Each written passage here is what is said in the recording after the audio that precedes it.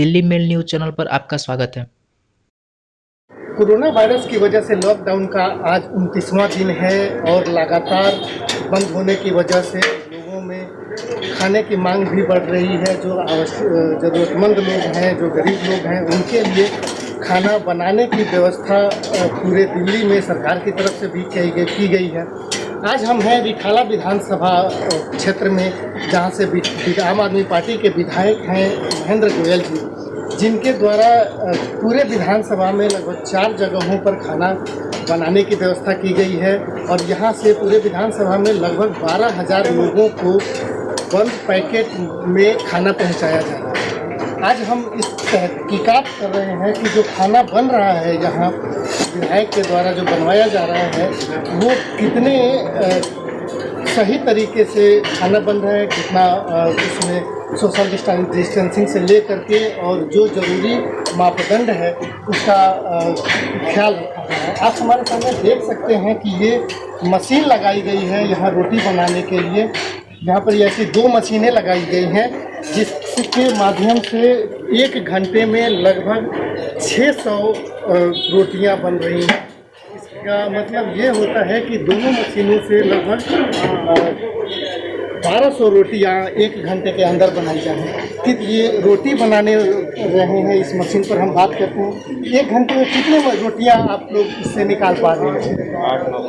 8-9 से 1 मशीन से आप रोटी निकाल पा रहे हैं। कितना टोटल टाइम आप अभी लगा रहे हैं? जैसे सुबह भी आपको निकालना होता है, शाम को भी रोटी बनानी होती है, तो कितना टाइम लग जाता है लगभग आपको टोटल सारी रोटियाँ बनाने? 8 से 12 1 बजे तक, शाम को 2 बजे से 5 बजे तक। तो जैसे उन्होंने बताया कि लगभग 2.5 से 3 घंटे दोनों मशीनें लगातार सुबह से लेकर के और सुबह के शिफ्ट में भी और शाम के शिफ्ट में भी चलती है। चावल की भी व्यवस्था है, चावल भी बनवा रही है। इसके साथ देख रहे हैं यहाँ लोग चावल पैक कर रहे हैं। फिर यहाँ रोटी जो है वो ब्लैंक पेपर में पैक की जा रही है। रोटियाँ जो मशीन से निकली हैं काफ़ी ताज़ी और अच्छी रोटियाँ देखने में ही लग रही हैं। जैसे ऐसे लग रहा है कि जैसे हमने घर में अपने रोटी जो बनाए गए हैं सेम उसी तरीके से 4 से लेकर के और 6 रोटियाँ 1 पैकेट में पैक की जा रही हैं। जो इसके अलावा कढ़ी है, सब्जी है और ये सारे खाना एक साथ पैक करके और पूरे विधानसभा के अलग अलग जगहों पे अलग अलग तरीके से उसको डिस्ट्रीब्यूट किया जा रहा है। उस डिस्ट्रीब्यूट के बाद वहाँ के जो कार्यकर्ता हैं, पार्टी के कार्यकर्ता हैं और संबंधित जो लोग हैं वो लोगों में उसका बंटवारा कर रहे हैं, लोगों तक पहुँचा रहे हैं। हमारे साथ हैं प्रदीप मित्तल जी, जो इस रसोई का पूरा देख रेख कर रहे हैं। यहाँ से ये नियंत्रित कर रहे हैं कि विधानसभा क्षेत्र में कैसे कहाँ खाना पहुँचना है, कब पहुँचना है, उसमें देर न हो, इन सारे व्यवस्थाओं को बात करते हैं। प्रदीप मित्तल जी, किस तरीके से ये व्यवस्था है और कितने लोगों के खाने की व्यवस्था है यहाँ पे? माननीय विधायक जी द्वारा हमारे क्षेत्र में इस विधानसभा में 3 रसोई चलाई जा रही है। एक रसोई हमारे सेक्टर 16 में है, एक विजय विहार में है और एक बुद्ध विहार में है। तो विधायक जी के द्वारा जो भोजन की व्यवस्था है वो 13 से 15,000 लोगों की है, एक टाइम की, सुबह और शाम में अलग अलग की जा रही है। उस कड़ी में हमारे यहाँ से जो जा रहा है वो 4,000 आदमी को सुबह और 4,000 आदमी को शाम को भोजन की तैयार किया। कि बाकी जो दूसरे जो जगह हैं वहाँ पर लगभग कितने लोगों के खाने के लिए?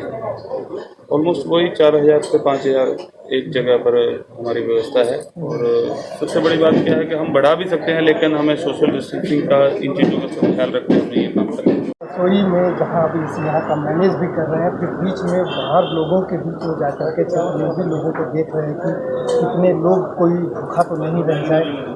कितना अंतर पार है जब आप लोगों ने इस रसोई की शुरुआत की थी और फिर अब जो आकर के लोगों की संख्या कितनी बढ़ पाई है और कितने लोगों तक आप लोग खाना पहुँचा पा रहे हैं? शुरू में जब ये लॉकडाउन का सिस्टम शुरू हुआ था तो शुरू में हमने कच्चा राशन बांटा था, लेकिन कच्चे राशन को देखा हमने कुछ लोग ना उसका मिसयूज कर रहे थे, स्टोरेज करना शुरू कर दिया था। तो हमने घर घर गए, विधायक जी ने निर्देश दिया कि भी अपने घर घर जाओ, कार्यकर्ता के माध्यम से आस पड़ोस में पता करो कि कोई भूखा तो नहीं है। तब हमने लॉकडाउन के 2 दिन पहले ये रसोई शुरुआत की थी रसोई की।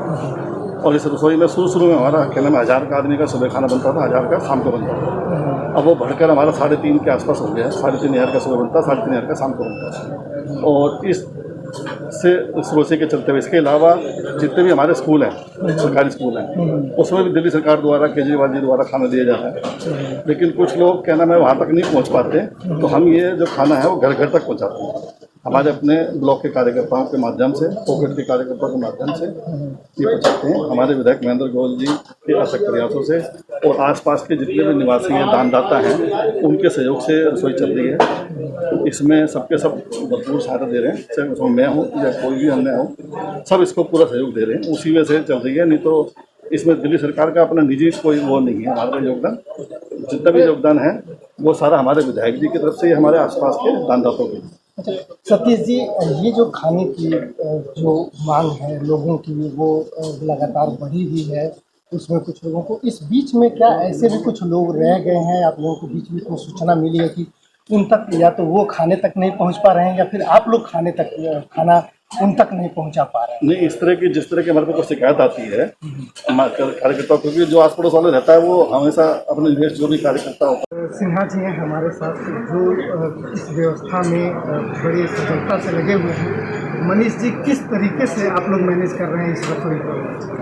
देखिए, सबसे पहले तो हम भाई महेंद्र गोयल जी का बहुत बहुत अभिनंदन है।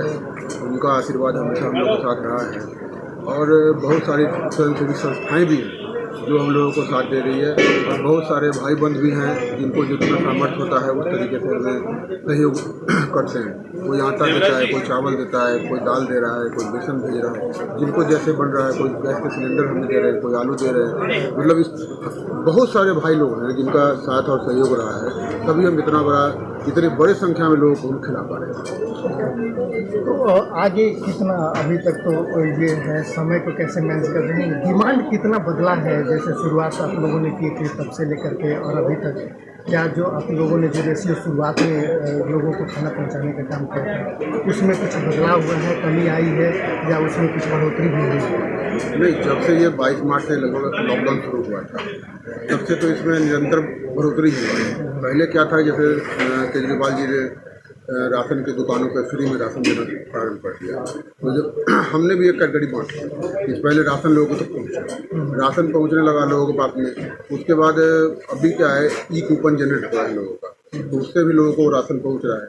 हमने भी किट तैयार कर रखा है, करीबन 10-20 हज़ार किट है हमारे पास में, और धीरे धीरे करके जो ज़रूरतमंद लोग हैं उनको हम देते भी हैं। और खाने का जो व्यवस्था है वो एक अलग है, जो कि जिनको हम राशन नहीं दे पा रहे हैं उनको हम खाने का दोनों टाइम, जो हमारे इर्द गिर्द है, हमारे नज़दीक में है, हमारे विधानसभा, उनको दे रहे हैं। जो लोग परिवार, बड़ा परिवार है, जहाँ हम लोग खाना जिनको नहीं दे पाते हैं, उनको हम सूखा राशन दे रहे हैं। मतलब किसी तरीके से इनके प्रकार कोशिश ये है कि कोई भी भूखा न रहे। बहुत बहुत धन्यवाद। आगे और भी न्यूज़ एवं अपडेट के लिए हमारे चैनल को सब्सक्राइब करें और नोटिफिकेशन बेल का आइकन भी दबाएं।